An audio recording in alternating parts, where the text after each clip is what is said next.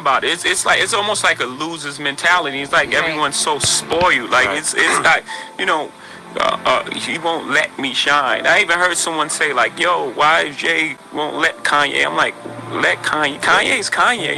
He's gonna do what he does. That's a loser's mentality." My albums came out with Outkast, Lauren, Q-Tip, all of them in 1 week. You know, everybody did good. You know, look at the chart now. It's Wale, number one. This is like a shameless plug. Rock Nation managed artist, J. Cole, which will probably go to number one next week again. No, for the first time ever, but he'll go to number one. Rock Nation, and it's Kanye. Everyone's flourishing. You know, you gotta be out. You gotta be able to compete. Still sharp and still. You gotta get out there and you gotta earn your spot. It's not given. It's such a spoiled brat losers mentality that's it's annoying. There's a knowing in being an artist. There's a knowing. You can't guess. You can't think. There's a knowing. You have to know that even if it doesn't work today, tomorrow, there's artists that I play that weren't popular at the time that I played more than I played current artists. Shuggy Otis, I suggest you just go look up Shuggy Otis. It was amazing. And at the time, it wasn't this hugely popular thing, but I think when it all's said and done, we would play that music more than any other music, right? So you have to have this knowing that, okay, it may not work today, it may not work tomorrow, but this is the right thing, and this is what I'm doing, and this is what's feeding me. So that would be the best advice that I can give you. That knowing, just believe in what you're doing. And if you don't believe in it, then you're not doing it. You haven't figured out the thing that you do best yet. When you feel it and when you know, no one can tell you. You only have to be right once. Yep. I got up around 8, had some breakfast, ran a mile. It was really tough. I just came from Aspen. Yeah, you know, I just wanted to touch it a little bit. I mean, everyone can't be like you, man.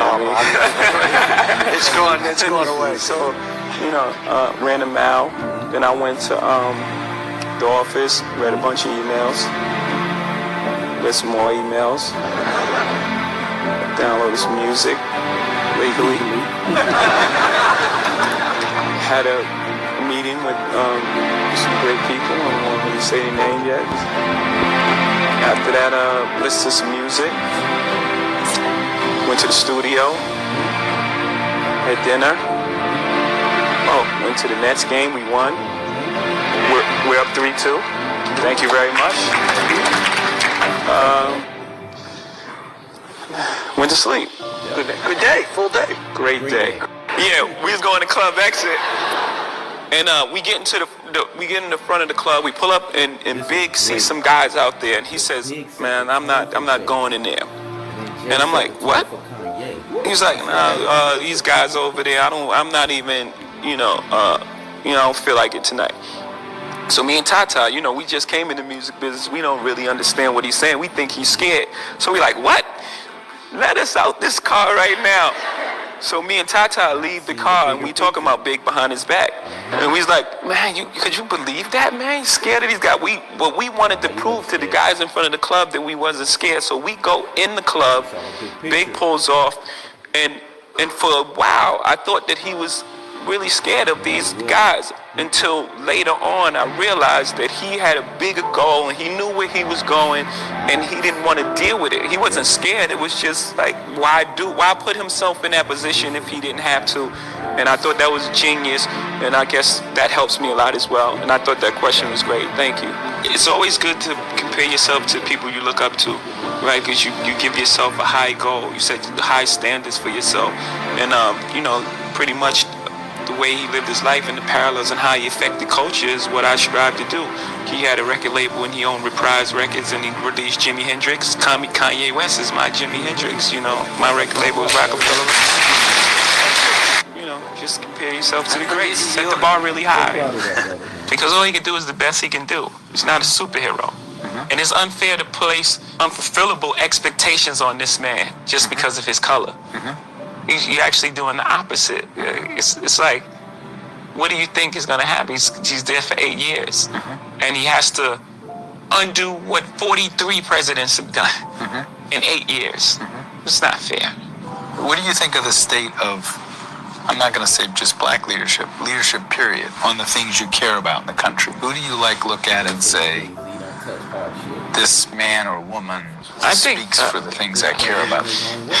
It's gonna be funny, but I find it funny. But my leadership, I like Dave Chappelle's leadership because he tells it in humor, so you can deal with it. But it's always a nice chunk of truth in there. I can only assume because I don't know the answer to that, except that sometimes people's success, make people feel, instead of saying, "Wow, that person's successful," and I'm inspired. Well, some people are. Some people like, that person's successful, I'm a strive and I'm gonna be exactly where they are.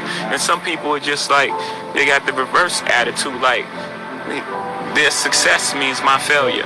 So I hate that success. So I have to make some kind of explanation of why they're here and why they shouldn't be here, and then why they wouldn't be here if this person was here. Who thinks like that? If you take that long to think, if you take that long to think about someone why they shouldn't be here, then you're good, and you should be doing something with that intelligence. Lock my body, can't trap my mind. Easily explain why we adapt to crime. I'd rather die enormous than live dormant. That's how we own it. But that line, I'd rather die enormous than live dormant. That's how we own it.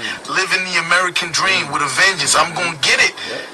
I don't give a I'm gonna get it. And you gotta understand the reason, right? Why does that guy think like that? Right? How do you arrive at that point? You got to also look at that. You have to look at that. You got to look at the environments and places we live in, and how things are set up, and how things are structured, and how we're always the last on the totem pole, even from our schooling to our roads to everything that all the obstacles that's placed in front of us, even our living conditions. You live in a project. Someone lives here, here, here, and here. You have to deal with all these different type of personalities. You're in the box. Someone's above you, below you, to the right of you, and to the left of you. And every day you have to manage that circle. And that's just 2 floors. These buildings have 26 floors, right? These low-income houses, and everything is messed up there. So that's like living dormant. If this is what I have to live for, then I'm going to take a chance to get more. It doesn't matter. It doesn't matter what happens to me. I think that rap in particular is a young man's sport, that I'll move out of that white hot space. But rap is about the gift of discovery. To be the cool person in school, you have to know the newest music, the newest dance move, have the newest clothing on. So rap is based on that. What's new? I know you know Jay-Z is good, but do you know this song right here that only 4 people heard it? Right. At the end of the day, we're going to find out it's not about the white hot space, but it's about finding the truth. That white hot space, people think is the biggest thing, but it's really small. It's almost like a trend. Will you rather be a trend, or you rather be Ralph Lauren? Right. But I'm the person that looked at the Mona Lisa and be like, man, that's going to be cool in 40 years. Right. Right? I play forever. Right. I play forever. And so my whole thing is to identify with the truth, not to be the youngest, hottest, new, trendy thing. I think in business, one of the biggest things is to open yourself up for change. You don't have to change who you are and how you operate, but just, if the landscape is changed, then the way we do business has to change somewhat. We don't have to change who we are. We have to change the way we go about it. Because like I said, the consumption of music is higher than ever. The reason I focused on that, because such a small thing changed my life, right? A 6th grade teacher said, you know what, you're kind of smart. And I believed her. I said, I'm smart, right? So she gave me that sort of opportunity. She sparked the idea in my mind. So that's why my first thing is the scholarship fund, because there are a ton of very intelligent kids that's coming out of these urban areas who can make it all the way if given the opportunity. And so it's a challenge that I gave to my mom, and my mom is so involved with it. Like she gets on the bus and she takes these kids to their to interview with colleges, and now we're starting to see kids graduate from college, and that sort of feeling, when it's real. I'm not just sitting home writing a check and for whatever reason to make myself feel good or anything like this. It's something that I really want to do, and I'm really into and excited about. So I'm seeing the results. I'm seeing, we were getting our first graduates from the Sean Carter Scholarship Program, which is like, for me, the best thing ever.